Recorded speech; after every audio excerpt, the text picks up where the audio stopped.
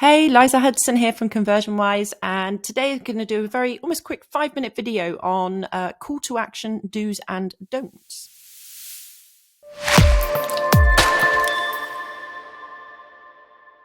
So as always, before I jump into the topic of the day, just a few announcements to make. If you're currently watching us in YouTube, firstly, welcome to our channel. You might have seen us before as landing page guys, but we have recently rebranded and relaunched as ConversionWise. So if you're in YouTube and you're not a member of our Facebook group, please make sure you click the link underneath this video and ask to join, or you can head on over to Facebook and search ConversionWise Community. It's a totally free group, guys. In here, you'll find useful tips and tricks. Plus, this is where we make all of our announcements related to our offering. Now, one of the really exciting things, if you haven't already heard, is that we have launched our own CRO course. It's an absolutely insane course, guys. Again, you'll find a link to view this below this video. And for anyone watching today, you can actually use my little discount code, which is Liza VIP. So anyone else, if you're currently watching us from the lab, you just heard my code, you can go on over and get that course at a discount. But also make sure you head on over and subscribe to our YouTube channel. We really appreciate you subscribing, guys. We're going to continuously deliver this free content. In here, you'll find anything and everything on how to create your pages, interviews, marketing stuff, you name it, it's all here. So today I wanted to do a very quick video about calls to action because I spend my days auditing pages, and I can see a lot of things where people do things right and some things where they do them wrong. So first of all, basically, what is a call to action? Well, basically it is essentially the button, the link, the form fill, whatever it is, the click that you want to get. And there are ways to increase and ensure that you are getting a better click-through rate using your calls to action. Now, it applies to whether, let's just say this was a lead gen form, whether it's lead gen, whether it's e-commerce, whatever it is, these rules apply across the board. So the first thing, I guess, is going to be color. With color, the main thing to remember is that you want it to stand out from your branding. It's a really fine line. Some brands, they're just absolutely rigid. They want to keep it the same. But we know that if you make your call to action color stand out and not be the same as your branding color, you will get more clicks and more people going through. Now, obviously, there's another step. They still need to complete purchase. But at the moment, we're just trying to get people to take that action. So the first thing is coloring. So here's an example of a good color palette. So, it's clearly not their main color. It's standing out from the crowd. And in actual fact, we know that the greens and the golds convert very well.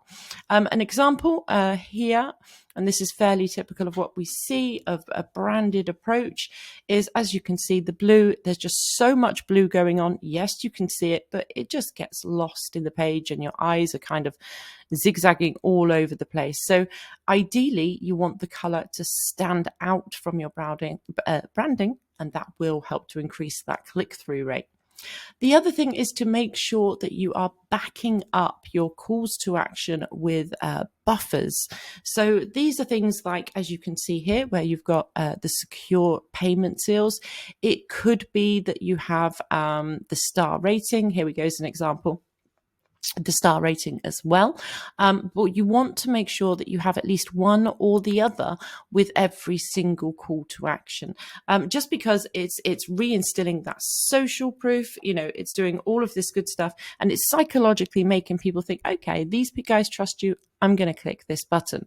So it's always a good idea to back up your calls to action with some form of social proof or trust proof. The other thing is going to be emojis. Guys, so many people are like, it's a serious topic, their branding. Obviously, it will depend on some niches. You might not necessarily want it, but overall, we have the data that shows us that adding an emoji to your call to action can or will increase your click-through rate. Now, we have some data that shows it can increase it by up to 40%, which is insane, right? Now, it doesn't have to be this. Although, in all honesty, we have actually done testing ourselves. We've tested hundreds of emojis, and we still find that this pointing finger is sort of converting the highest. And I guess that's because it is literally giving the consumer a directional cue. It's very easy to understand. Obviously, you can do things like the cart on the checkout. If you've got something where you want a phone call, I have an example here.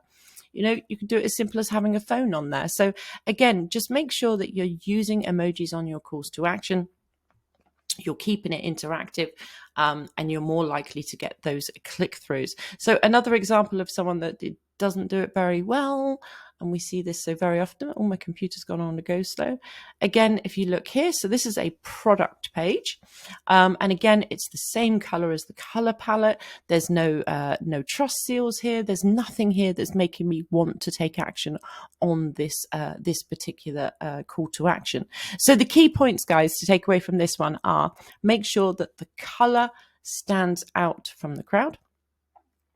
Make sure that you keep them absolutely consistent. I nearly forgot one there. So there's a do keep your calls to action absolutely consistent throughout your page. Don't give conflicting calls to action. Don't change the text on every single one. We see that a lot.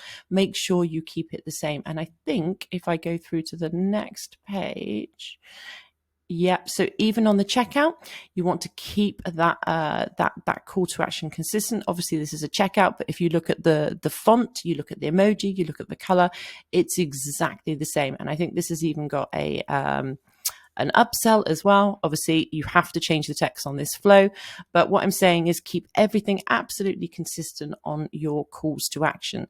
So key points: colors, consistency, emojis, and supporting buffers. So that's all I kind of wanted to pull out on, guys. Like I said, it's a super quick one, but we get asked these questions so very much. I hope you found something useful in there. Now, don't forget, click underneath to join our ConversionWise community. And if you've got any questions, feel free to hit me up anytime. Thanks, guys.